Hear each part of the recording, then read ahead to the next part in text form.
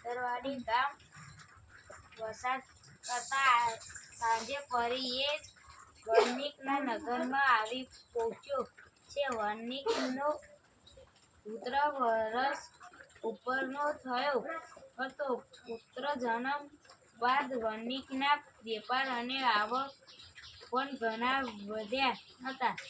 ઘણા સમય બાદ કુમારે વણિકને તે ફરીવાર ઉતારો કર્યો. કારણે કહ્યું કે આ વખતે પણ વણિકની સ્ત્રીએ પુત્રને જન્મ આપ્યો. આજે તેની છઠ્ઠીનો દિવસ છે. કુમારને આવેલો જોઈ વણિક દંપતી ખૂબ જ રાજી થયું. આ મુસાફરના પવિત્ર પગલાથી આપનો આ પુત્ર પણ જીવિત રહેશે એમ ધારી કુમારનું ખૂબ ખૂબ સ્વાગત કર્યું. ભાવતા ભોજન જમાડ્યા અને કુમારની પ્રસાદમાં ડેલી પાસે પથારી કરી આપી. આજે પણ મધ્ય રાત્રિએ મા વિદ્યાત્રી લેખ લખવા આવ્યા. ભગવતી જીવંતિકાને આજે પણ કુમારની રક્ષા કરતા જોયા. માતાજીએ વિદ્યાત્રીને પોતાનું ત્રિશૂળ આડું ધરી રોકાયા અને પૂછ્યું, દેવી બોલો, કેવા લેખ લખશો? વિદ્યાત્રી બોલ્યા, હે દેવી, લેખ તો કર્મ પ્રમાણે લખાય છે.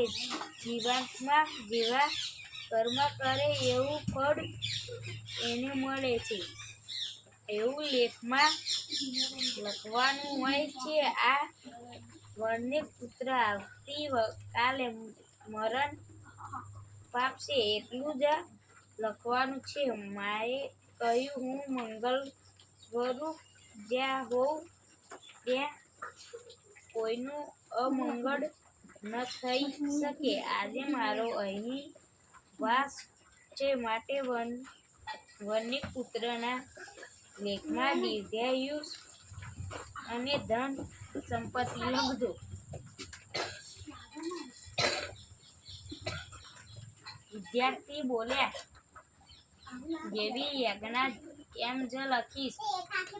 હવે દેવી, મારી એક જિજ્ઞાસા સંતોષો એવી વિનંતી. આપ તરુણે એવું વ્રત કર્યું કે આપ ભગવતી જીવંતિકા પોતે તેનું રક્ષણ કરવા તેની સાથે રહ્યો છો. મા ભગવતી જીવંતિકા બોલ્યા, જે સંતાનની મારા માતા